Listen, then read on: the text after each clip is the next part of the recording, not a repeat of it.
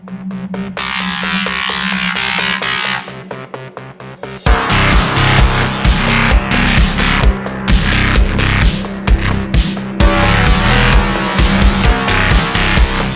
going on, everybody? Welcome to a brand new series here with your boy Moodz and the other guy, my Mexicant, JP.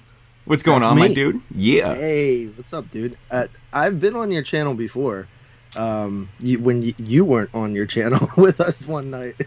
That's a good point. That was the 24-hour marathon. Yeah, for Joe Bob. For Joe Bob that you guys did, and I remember I was actually out camping for that. And I would pop in every once in a while on my phone and just kind of go off the network. And yeah, that is very weird. That is very weird. Right. We hijacked your channel for a night. Right.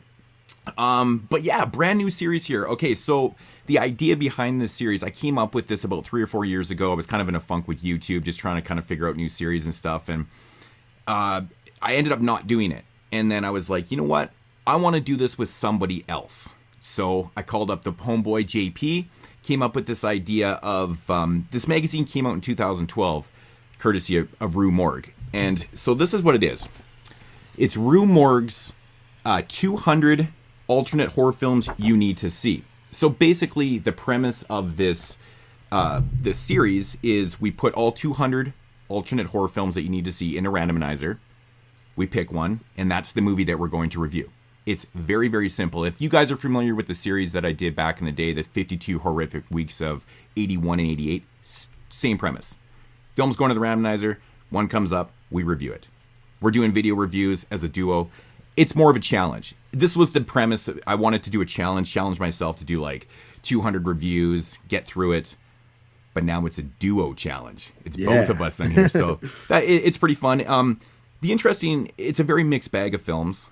I will say it goes all the way back from the 1920s and as new as 2012, obviously, because this thing is about 10 years old, right? And some movies that we've covered on the podcast, we've probably individually reviewed, maybe on our channel, other outlets and things like that. But you know what?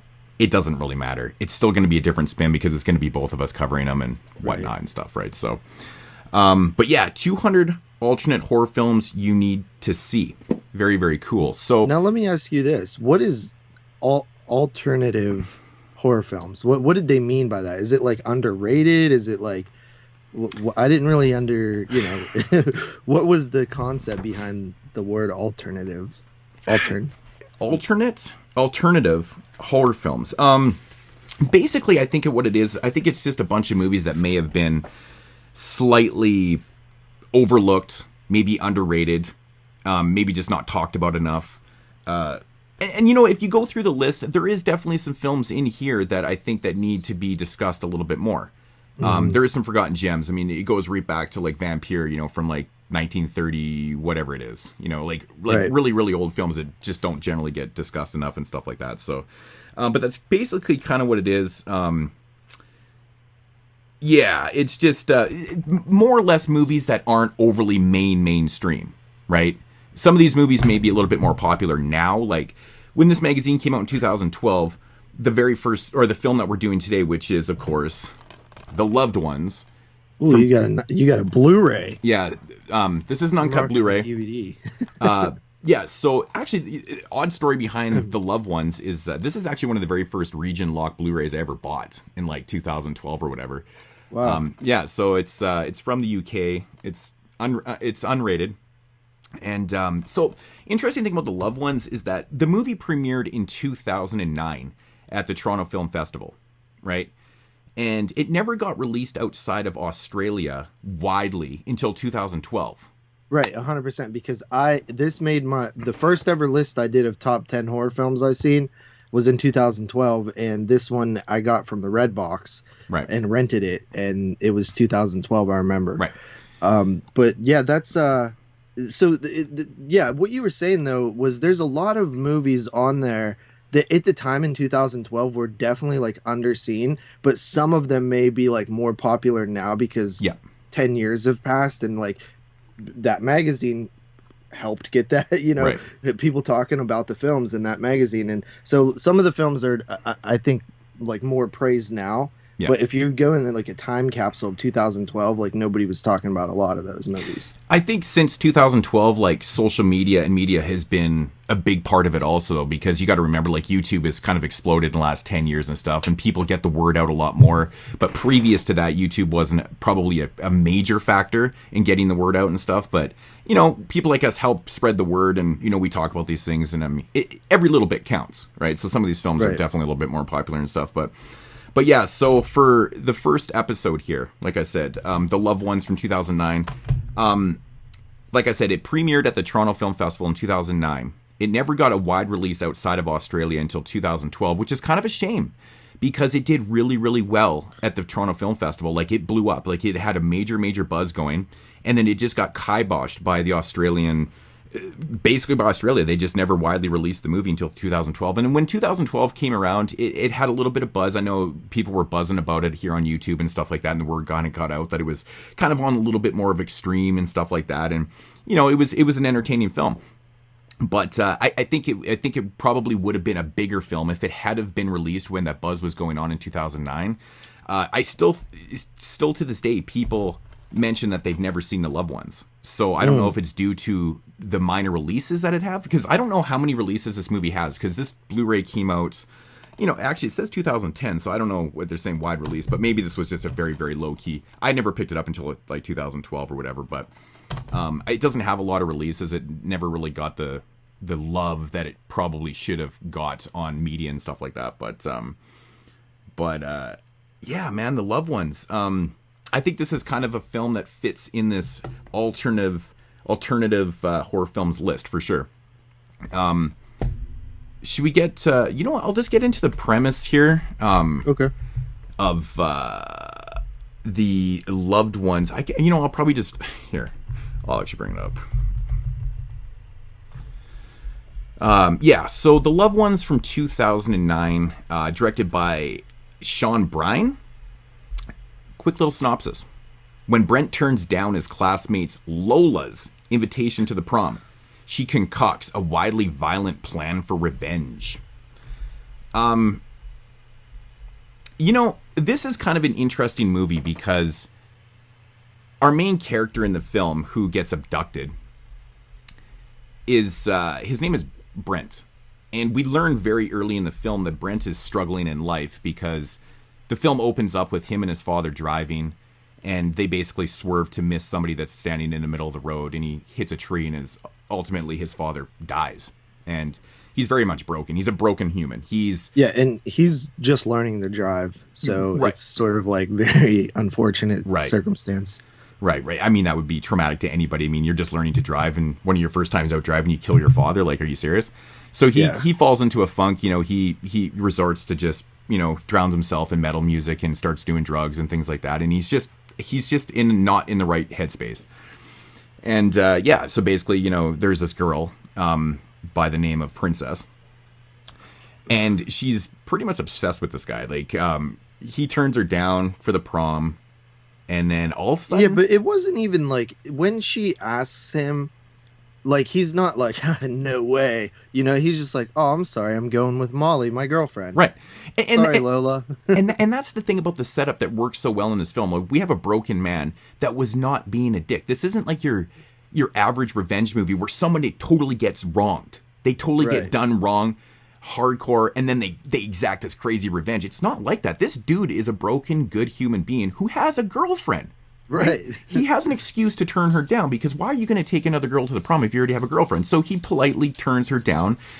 So anyways, he's out doing his thing one day with his dog, and he ultimately gets abducted by the father. This guy basically, you know, knocks him out. He wakes up in this house, and that's when the carnage kind of starts at this house kind of thing. But it's an interesting premise because, like I said, you know, this dude did nothing wrong, and this is pure jealousy. This revenge aspect of the film is pure psychotic jealousy. That's all it is. So yeah, there's a big dynamic going on in the film with Lola and her father, and there's a history there that they sort of touch on, but a long history of Lola being controlling and basically getting her father to essentially do whatever she wants him to do. And we see some of it as the film progresses, like some of the little things that had happened over what seems like years, based on the pictures that we see and stuff like that. Right. And like she feels as if she is the center of the universe. You know what I mean? Like that's with the princess name and stuff like that. Yeah, she's like the poster child for like self-centered. Like everything is about her, and like, I kind of wish that it went into a little bit more, because like to be able to control your father like that is something else, right? Because he should be the dominant one in the family, like he's the parent, but he's completely controlled by her inability to to be a normal person, right? But he kind of falls into this trap and stuff like that, and he does things for her. It's a really interesting concept, because you just don't see that in films very often. Like, and you almost get these kind of hints where, like, there's almost like there's a scene where she puts on her prom dress, and she just like gets down to her knickers, like in front of him. And he's kind of like, but he's still looking at her and shit. There's this like incest element, like there's something else going on. There's definitely an incestual element, and I think it's from the point of the father is in love with Lola, and Lola knows this, so she uses it to her advantage by giving him peeks, like she intentionally wanted him there while she stripped down and put the dress on, and just to keep him on that fishing line. And it's honestly, like, I think that the strongest part of this film is the actress who plays Lola. Like, she's so like in control, and you just feel like it manipulates every situation and is a complete narcissist and a sociopath, and she just kills the role. And I was a little to like look at her filmography and see that she didn't really do much altogether. Yeah, she really didn't. And you're right, though, her performance is so strong in this film. Like, she is beyond psychotic. I think one of the greatest scenes in the film actually is in the third act, after he hits her with the car. Go figure that the film would kind of come full circle, right? It starts out with a car accident, it kind of ends with a car accident. But when she's on the road all fucked up from being hit by the car, and she's dragging herself with the knife, and you can hear the ting from the knife in the road, and she's pulling herself. And it's a great scene, man. Like, you can see the determination in her face to get there and, do something about the situation. But it's just a classic scene, man. But you're right, though, her performance is amazing. And it's just like there's a whole nother movie here with the backstory between the father and the daughter, and even the mom, right? Yeah, Bright Eyes. Right, like the mom doesn't have any dialogue, because she's been lobotomized, basically lobotomized, like incapacitated by a drill. Like, we get introduced to her before we get the drill scene, and she's sitting at the table, and she's got like this hole in her head. But then we learn how she got that just by what happens with the drill. Yeah, it's funny, because I was just watching this like little thing on Jeffrey Dahmer. Like, it just popped up in my feed, like literally the day before I watched this movie, because he tried to do that. He literally was drilling holes in people's heads and trying to turn them into sex slave zombies. It's just like messed up. But yeah, you see this whole, like, I love how they reveal that later, right? Because you see that there's this hole here, and you see she's like in like almost a catatonic state, and you're like, okay, what the hell happened to her? Is this her mom? Who is this? Right. And then you slowly find out, like, later, like, oh shit, what they're doing to people. And then there's like that big reveal with the the trap door, and you're like, holy the dungeon shit. of death. And it puts an interesting spin on the whole thing, because it's not just a one isolated incident where she feels wronged by this guy turning her down at the prom and she exacts revenge. This has been going on for quite some time. So there's a whole nother story here. It's a whole nother spin, because how long has this been going on? We learn through the dungeon and other characters, kind of the subplot with with one of his buddies and his prom date and stuff like that, who this dude was in the middle of the road at the beginning of the film. Yeah, we actually learn who that is through it. It turns out it's actually someone's brother. that's and when we interconnected were in the flashing back to the friend and his date, film. like the first time I watched this, thought it was just for comedic relief and that maybe they would be the ones to save them at the end. But then when it all tied in together, I was like, oh, that was really made sense why we were following these people. Okay, so I have a question about that. The girl that calls the father, right? There's a quick call. I don't think there's any dialogue. Like we see there's a scene where she calls the father of the guy, and then he shows up at the house with the gun. Yeah. To investigate because she obviously said something. I got a question about that scene. To me, it's very clunky because how did she know what to say to the father to go and investigate? Because I mean, it all of a sudden just seems like she knows what's going on. Like, send him over there. You got a gun. Go investigate. Like, there's something going on in this place. Like, it feels a little... That's my one... I always had that beef with this film because it kind of comes out of nowhere. Well, I think what happened is the girl that tells the father that is that Molly, his girlfriend. Right. I think it sort of just hit her like, hey, you know, that this Lola girl asked him out. Maybe check there. You know what I mean? But it seems like it almost seems like because the guy shows up with a gun. Right? Yeah. Like, it almost seems like she knew that there was something super bad going on, right? And that scene is so fucked up because, like, she lets the dad know. He goes over, investigates with the gun, and, like, he gets done like a motherfucker, man. Like, that kill is viciously brutal, like a butcher knife right in the forehead, and the way his body flops into the dungeon of death is just, like, phenomenal. It's amazing. But no, I agree with you that it was a bit clunky. I think that they almost... like kind of wrote that they didn't know how to bridge that gap, so they just left it like inaudible. So you're just like literally that's a great word. That's a great word, inaudible, because there's literally no dialogue. We see her calling the father. He hangs up. Next scene, he's at the house with a gun drawn. Yeah. Right. It's a little bit clunky. I feel like the third act in this movie is a little swift. It's a little fast. Yeah, it does happen pretty fast. Like the whole third act. You know, it's funny because like, once we get introduced to the Dungeon of Death and we get this idea this has been going on for a long time, because like how many people are down there, dude? Like there's a bunch. Like but there's also tons of bones. Yeah. Which makes it interesting because in perspective, like she's only 17, 18 years old. Yeah. She's a senior. Well, there was definitely, when she was going through the scrapbook, there was definitely a picture of her and a boy from when they were really young. So she's definitely been doing this a very long time. But what's creepy about it is like when you think about that little boy in the picture, like, did he grow up into one of these things in there? Like, has he been spending like years in this dungeon? Right. Like people under the stairs style, you know what I mean? I know there is a lot of questions, right? Like, what were her motivations? Was she turned down for like little elementary sock op dances and stuff when she was like 8 years old? And what was the story to how these guys ended up in the Dungeon of Death? Because there's a lot of death in that dungeon, dude. Like, they pan around, and there's not only 3 or 4 people attacking this body because they need food, but when they pan through the thing, there's like, it looks like the catacombs down there. It's literally the catacombs. Like, it's a fucking, it's a crazy scene because it's one of those reveals where you're like, God damn, dude, this isn't isolated.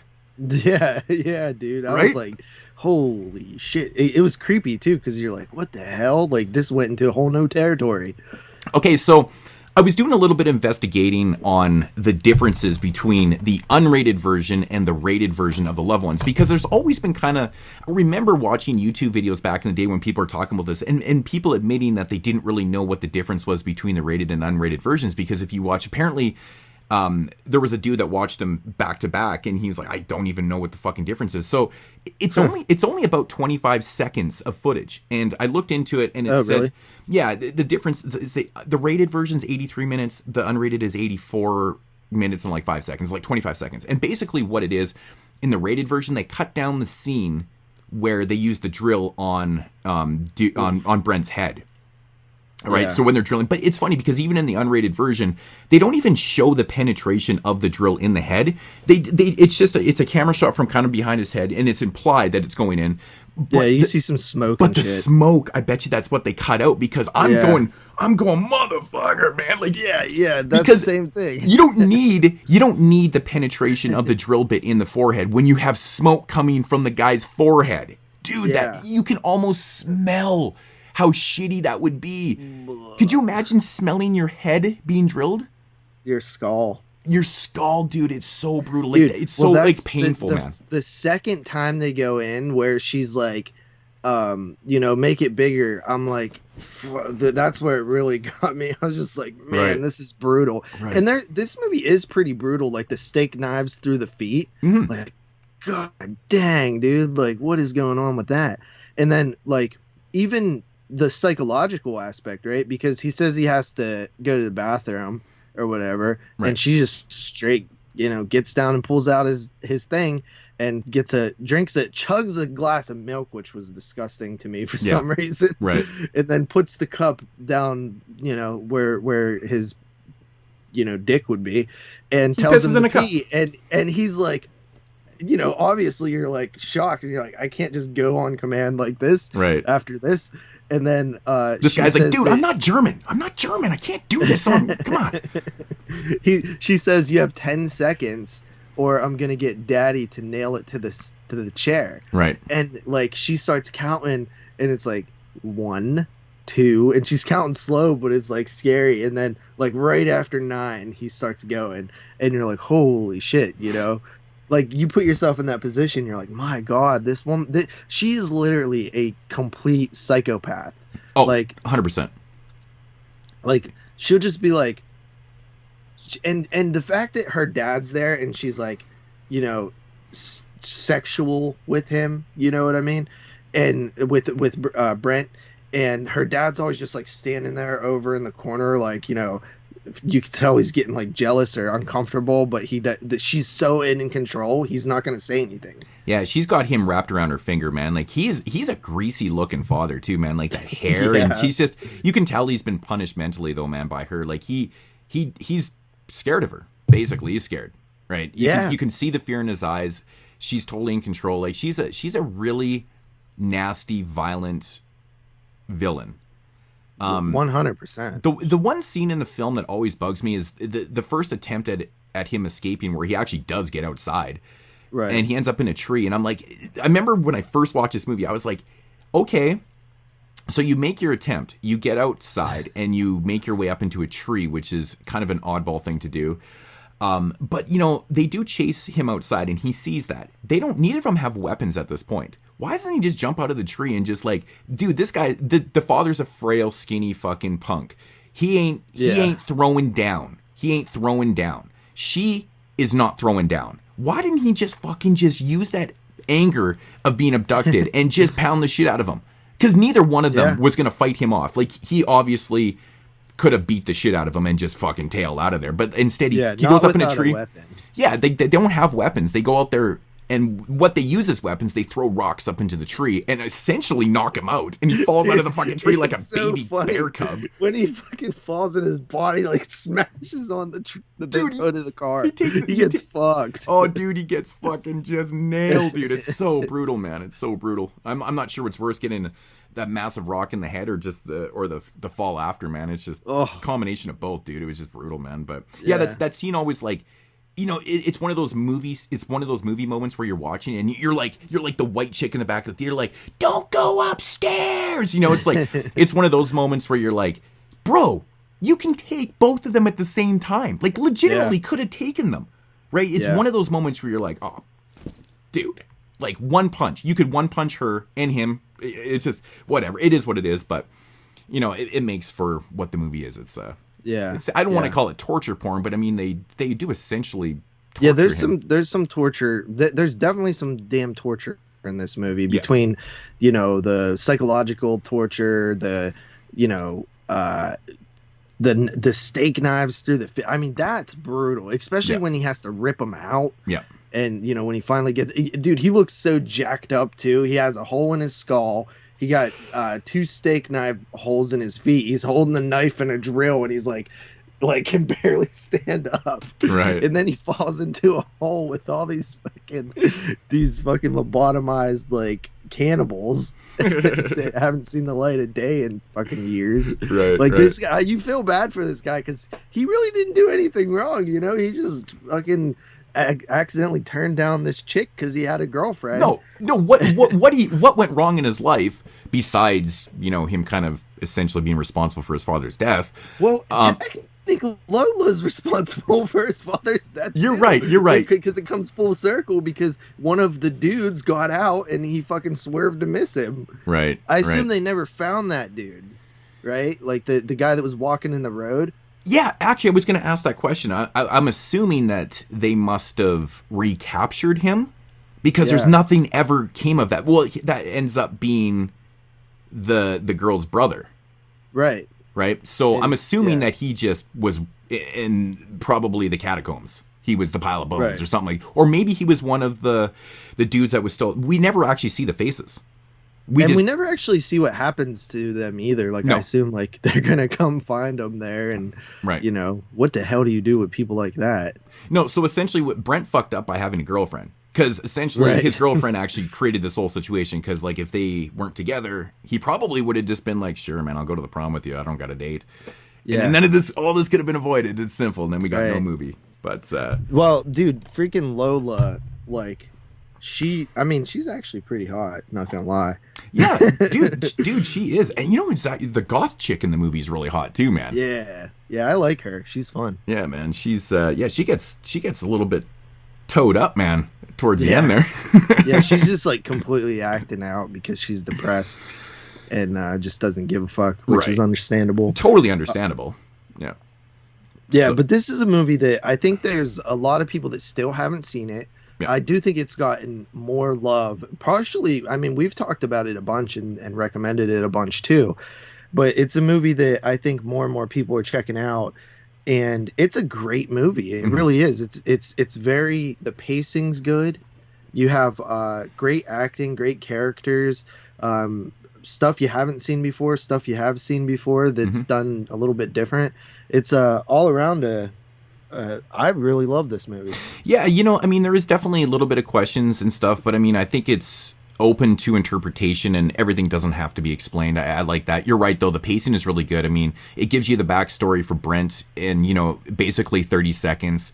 You know, the movie runs about 78 minutes before the credits kick in. So there's really not a lot of downtime in this at all. Like there isn't. Right. And you're right, though. I mean, I recalling when I first watched this film probably 10 years ago, thinking like, oh, they keep flashing back to this dude and this girl at the prom and stuff, and I'm like, what the fuck's kind of going on? But it's the way it develops is actually quite good because, you know, when you're watching, you're kind of thinking like, where is this going? Like, why did they keep cutting? Because you're thinking yourself, well, there's not enough story in the torture scenes that they have to put in a subplot, right? Yeah, but, and I figured it was also for like comedic purposes to like relieve tension because the guy, it's not corny, funny. It's funny. It's not like belly laugh, haha, funny, but it's entertainment. Yeah, it doesn't like, add this over the top comedic element to it. It's just kind of quirky situations that develop into what the full narrative is. I kind of like the way it develops because it's not corny. It's not just there for the sake of being there. It's there's actually a point to it, which is nice. And like even the like it's like this very light humor. Like the guy has weed on him. And he goes to the family. The dog's like sniffing his crotch because it's the dog of a police officer. Right. And so he's like in the car and he's Chopper, like, you know, sick balls. He's like, your dog was, you know, smelled my weed. I didn't want you to think I had a hygiene problem or anything. Yeah. And she's like, what? Did you expect me to suck your cock? You know what I mean? Right. It's just like this kid. You know that he likes this, you know, goth chick a lot, and he's just like trying to be like smooth because she actually said yes, she's gonna go out with him, and he's just like trying to be like, man, he gets out of his car and like to go let her out, and he slides on the hood and falls on the ground, like just like shit like that, man. But it's like when I first saw it, I thought that the point was to just relieve, you know, tension from the torture and stuff, and go to this like comedic stuff. And which is okay, but once you watch the movie and you realize that there's more purpose than just that, that's where you're like, oh, that's awesome, because I thought it was just, you know, a tactic to kind of relieve tension, but it's more than that. It's actually part of the story. It actually connects to everything, and there's a purpose for it. Yeah, and they don't spend they don't overdo it with the subplot there. They cut in and out of it, I think, with really good timing and stuff, and it allows them to introduce these characters that play the key roles in the narrative and the end of the film and stuff like that too. Even though the father doesn't really last a whole long time when he gets to it's just brutal, dude. That is brutal, man. It's like always so brutal when like the whole time you're like hoping that the police show up, and then fucking when the police show up, they're useless as fuck and just die immediately, dude. And it's like, it's just such a nasty death, man. I love it, man. I do think that there was a tiny bit of a missed opportunity at the end of the film where Lola is on the road and then they ultimately reverse into her. Because if you think about the position that she's in, she's like on the road on her stomach and she's bent up. So that bumper hitting her head, if they had a dummy death that shit, man, and had and then broke her in half and then actually showed her dragging, like just made an epic dummy death scene out of that, like where she breaks backwards in half. Very satisfying. It would have, because of how much of a bitch Lola has been the entire movie. Right. Like sealing her fate would have been the ultimate, with the classic breaking in half dummy death from a bumper in reverse. Like, come on, dude. Like, this thing would have awesome. This thing would have been beyond epic and would have given it the real reason to have a rated and unrated version. Right. Yeah. Yeah. Well, speaking of the rated and unrated version, this film has been shown up at Dollar Trees for $1. Oh, wow. Which is incredible. I don't have Dollar Trees here, so yeah. Well, yeah. We have dollar stores. They just don't carry good shit like that. Yeah. But it's the rated version that's showing up. But now that I know that there's really not much of a difference, if you just pick it up, because this version on the DVD is actually kind of hard to find these days, this unrated version. Right. Which is crazy, when you think of like films from 2009, 2012 that are like out of print now, and it's like, damn, right. You know what I mean? Like these new movies, right. are harder to get. But even my version, I only paid $1 for wherever I got it. Nice. I remember actually when I picked up this Blu-ray, I got this for like, I think it was like £7, and this was like in 2012 or whatever. So what's that, like $10? It's probably around $10, and then I think it was £7. No, maybe it was, 7 or 8 pounds shipped. I paid for this. It was really cheap, dude. Yeah, see, you used to be able to ship stuff from the UK pretty easy. Yeah. Now it's a little harder these days. Yeah. I mean, don't even get me started on shipping. I don't even buy. I don't order much because the shipping's out of control, and it's just. But so let me ask you this: couple things. What do you think of the choice of essentially making Brent mute because of the? They essentially squirt bleach in his voice box or whatever. I don't know if that really works or whatever. I'm sure it would do something to you. Yeah, I would assume it would work. So he's basically mute the whole film. Like, right. he can't really talk. Do you think that was a good idea, or what do you think about that?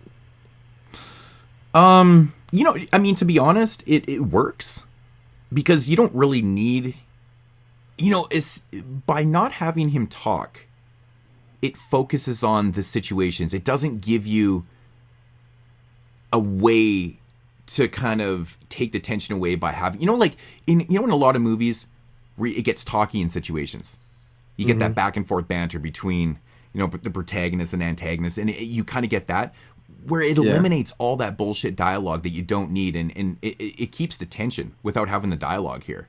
I think it's actually a good thing because essentially giving what his situations are, he doesn't need to be talking. Like, what do you got to say? Like, right. fuck you, bitch. Like, fuck you over and over again. Like really, like, what are you going to say? It gives him a more of an opportunity to emote through physical acting as well. Right. It really does bring out the acting. It makes the situations a lot more, I think, tense. It focuses on the situations, not the dialogue. Like, you just don't need that. I think it's a good choice. Also, I think that by having him unable to speak and having Lola dominate the conversation like a bully, where she's just saying what she wants to say and he can't respond. Right. It actually even makes her more of a villain. Yeah, because that's her dominance, though. She bullies him essentially. Yeah, she's a true bully. That's her domination. I mean, if she probably could have had her way with her father. I mean, this is probably why her father just kind of bowed down to her because she would have poured bleach down his throat and fucked up his vocal cords too. But it's showing her dominance, right? But she's also afraid. She's afraid inside too, because if he's able to talk, he might say some shit that might actually hurt her too, right? So that's just showing her feelings. Because she seems like somebody that like is like if something would hurt her feelings, it's an insecurity thing, really. Yeah, destroy her. Yeah, it's an insecurity thing. And then she listens to that song constantly too. It's like starts off like am I not pretty enough? Right. So I think that's like psychologically like she has some issues of feeling like maybe she was bullied or picked on as a young girl or something, or not accepted, and then now she's just sort of creating her own world where she's the center of attention. Oh yeah, she's totally insecure about her looks and stuff like that. I mean, I'm assuming that all the people probably down in the dungeon of death probably had something to do with relationship wise. That's how they ended up there.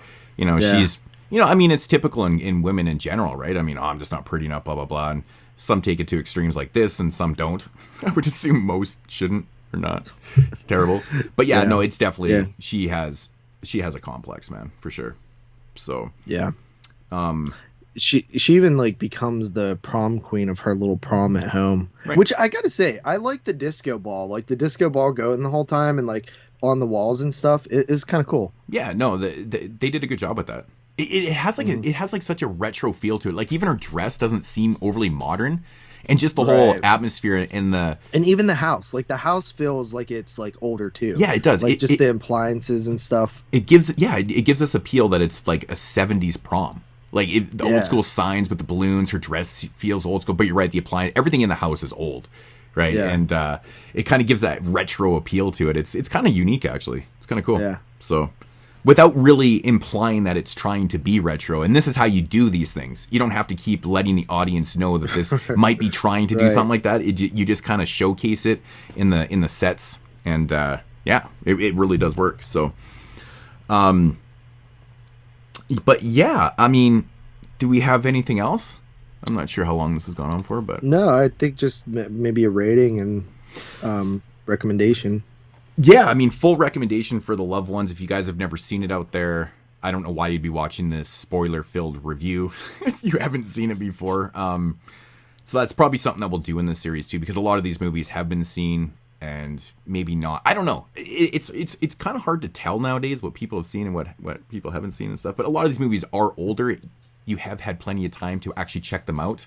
That's one thing that, you know, if it's a brand new movie, why spoil? Like, am I going to spoil Ty West's X that just came out? No. Right. I'm not going to talk about that shit. But this movie is essentially, everything on here will be a minimum of 10 years old.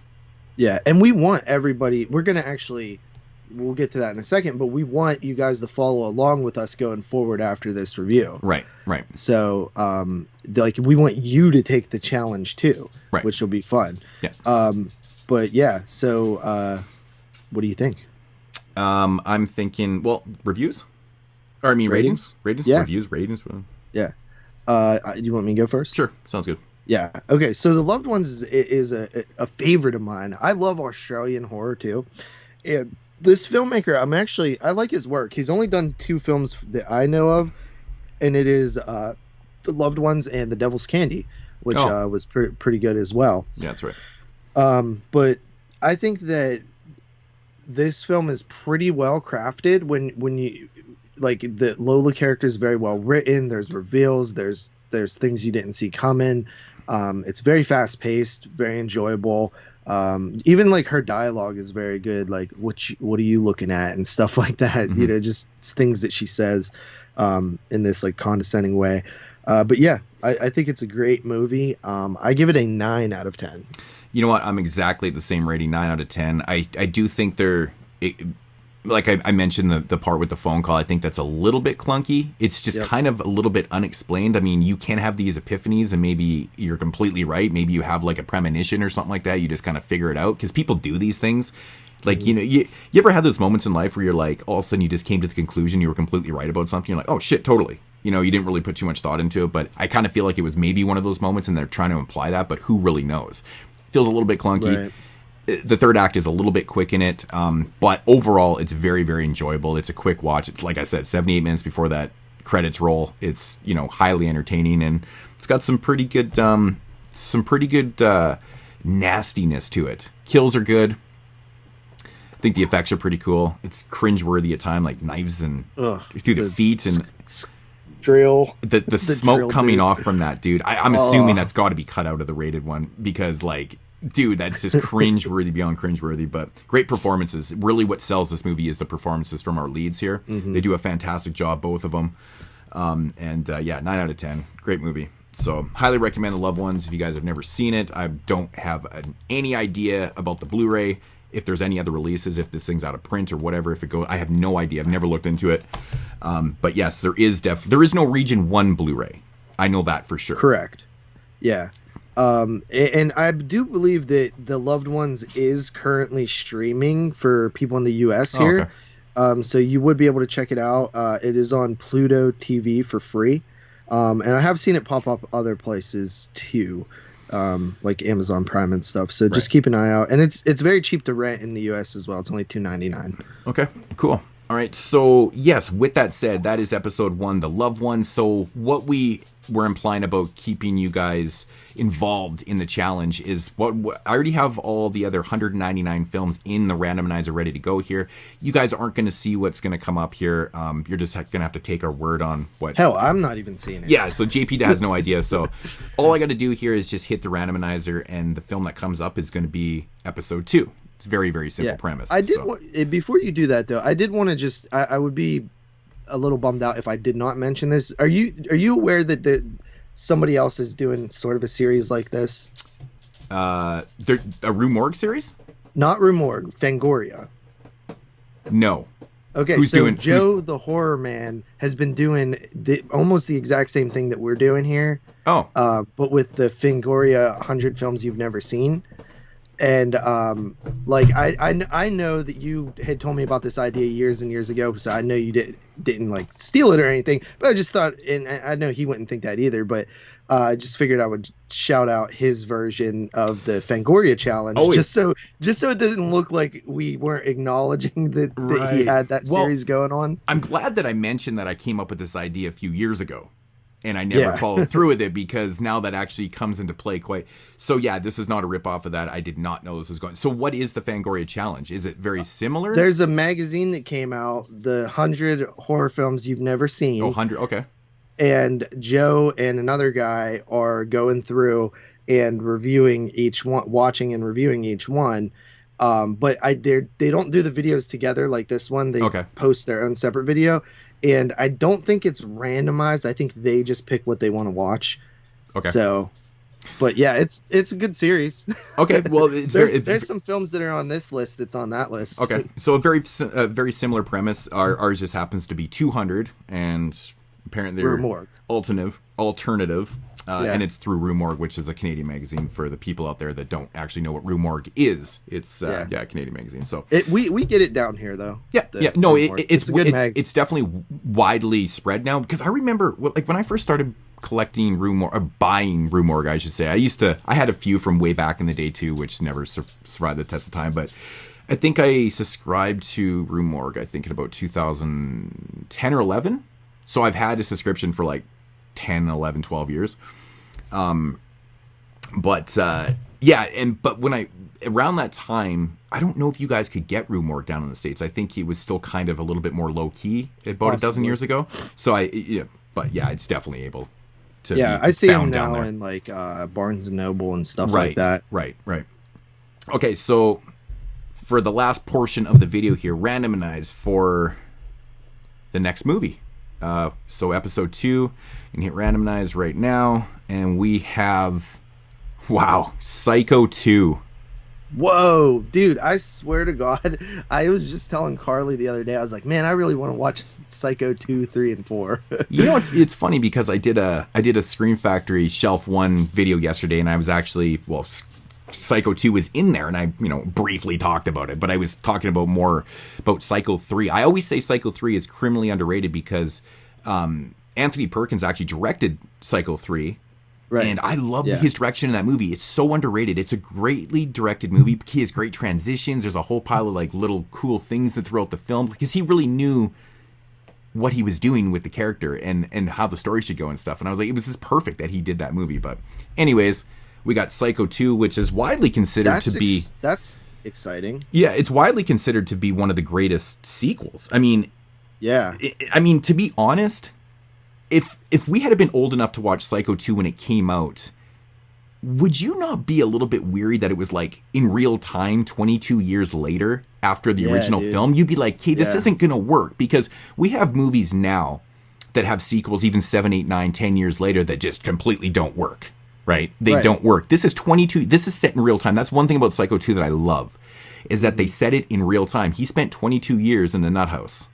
Yep. 1982 comes around, we get the movie. It's fucking cool, man. I love how they do that. Psycho 2 is a prime example of a movie that should not work, because it's a sequel to a film directed by one of the best filmmakers ever in Alfred Hitchcock.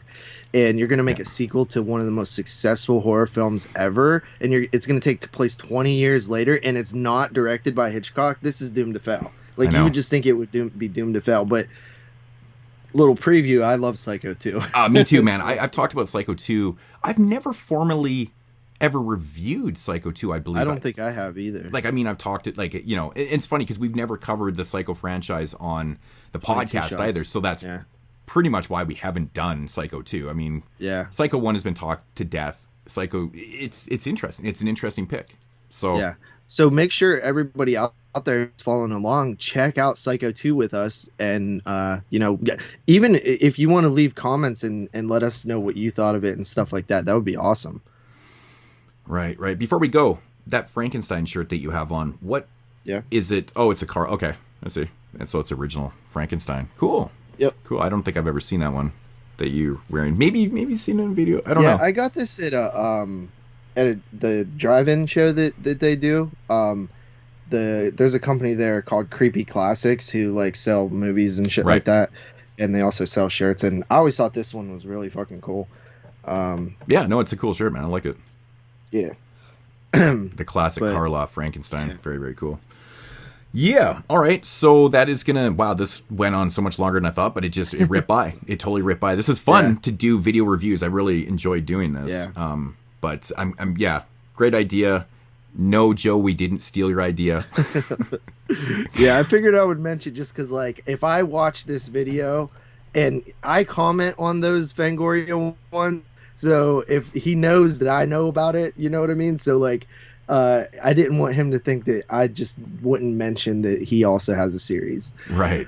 Similar to this. I've actually never even seen the Fangoria magazine before. And I remember, I've told the story a million times about Fangoria, where you remember where they cut off everybody and I never got all my magazines, and then they were supposed to get all that shit. Like, Fangoria just fucked the shit. I had a subscription in Fangoria for years, and then all that shit went down, and then they just basically took the money and ran. Right? They never gave anything out. It was ridiculous. So I just said, I had been out of the loop of Fangoria for years now because, fuck Fangoria. But Fangoria went. I think when you look at like the major magazine horror mags, like, I think that Fangoria was the greatest, and then I think Rue Morgue and Horror Hound became the place to go. Yeah, man, I love Horror Hound. I wish that it all of a sudden became super hard to get, and I think they went like I don't know, they didn't do that many magazines. I don't know. I haven't picked up a Horror Hound in forever, but remember they used to have like the VHS spotlight thing in there? That was so what was that called? Yeah, it was one of my favorite segments in the magazine. Cool. It like highlighted different sub labels for VHS. That's actually how I found out about Arrow Video. I think it was like 2010. It was like before YouTube days, and they did a spotlight on Arrow Video, and it was like a new label. And I was like, what the fuck is Arrow Video out of the UK? And it was like the very early portion. They were still doing like their slip boxes and their white DVD cases. Like, it was the early incarnation of Arrow. Arrow had been around before that, but then that was kind of like their newly done kind of Arrow. And I was like, wow, these look really cool. And I remember seeing the artwork for Silent Night, Deadly Night. And I was like, wow, that's really cool commissioned artwork. I'm like, that's fucking cool. And then I ended up ordering those. I ended up getting those. Like, the first Arrows I got was like Silent Night, Deadly Night. Because at the time, that shit was hard to get. It wasn't on Blu-ray yet in Region 1. Right. And the old Anchor Bay DVD was really the only release we had. And that shit was out of print forever and it was harder to get. And, it was like a double feature with part 1 and 2. Yeah, they did that one. And then there was a single release too. With the classic artwork and stuff like that. Yeah. And I had a bunch. Yeah, whatever. But that was like my first Arrow I think I ever got was that and Street Trash or something like that. You know, Nice. But anyways, that whorehound introduced me to that. I was like, I gotta get up on that shit. And it even specified, they're like, they're region free, because Arrow at the start was all region free. All the releases were region free. My Psycho 2 Scream Factory, I've never opened. So like it's literally sealed on the shelf right now. So that is absolutely and that Blu-ray has been out for years. Like that's an older like Scream one Factory. Of the first year, I think it was probably in the first year of their releases. Yeah. Like Scream Factory came around in 2012. Yeah. And so it's been 10 years, 10 years of Scream Factory now. And I was bet you it's like 2013. Like at least, man. So yeah. Okay, so that's really fun. Psycho 2 for next. So we're not gonna have a schedule for this. We're just gonna do these when we can do this, because I don't want to stick to a schedule just because of the summer's coming up and I get busy. And we're recording this on a Sunday right now, which is kind of a good day to do it if I was around more on Sundays. But yeah, it just works today because I'm actually got the house to myself. The wife and kid are out of town, so yeah. So no schedule, but we'll try to do them when we can do them. And I'm not resting until we finish all 200. Yeah. So we're not giving up on this challenge ever. No, we'll definitely accomplish this for sure. The cool thing there's actually some movies in here that don't even have physical releases that we're gonna actually have to hunt down some streams. Right. And there's one or two, and I'm like, I don't know, man. I know there's actually one from '94 in here that I was. No, it's 96. I remember because when we prepped for the 96 show, it's like that arcade one or whatever it is. Oh, Arcane Sorcerer. I tried to find that too back in 96. When we did 96. I couldn't find it. Nope, couldn't find it. And that's on here. So now we actually have to find it. So that's going to be an interesting. To search around. Yeah. So But yeah. All right. Yeah. So also, I know some people probably know who I am, that listen to the podcast and stuff, but some people probably don't. So I'm Moodz' friend. I've been Moodz' friend for like 10 years. Yeah. We started YouTube around the same time. So, Yeah, for the people out there that listen to the audio of the podcast and has never seen a face. Oh, yeah. I'm sure there's people out there, that have never put in the face to the voice, but yeah. But yeah, no, I'll link your channel down below too. So yeah, cool. Yeah, subscribe. I think I'm almost to 2,000 subscribers. I'm like 80 off or something like that. Right. So it'd be cool to get there. Yeah, man. That's it's been a long time. 10 years on YouTube, man. It's crazy. Because I just did a hip hop room tour, and I was like, you know what? I should do an updated one. And I was like, it's literally the 10-year anniversary. I was like, I'll just label it 10-year anniversary new room tour, and it's like, so everything is like 10-year anniversary now. But anyways, we are just going on and on. 200 alternative horror films you need to see. Yes, 200 videos. 199 more videos to come. Anyways, guys, we are going to be out of here. This is running almost an hour. It's pretty crazy. So I'm assuming that the next ones won't be as long because we had a little bit more stuff to explain in here. Yes. But yeah, Psycho 2, who knows? We'll get into conversation about that. So anyways, guys, see you in episode 2. Make sure to check out Psycho 2.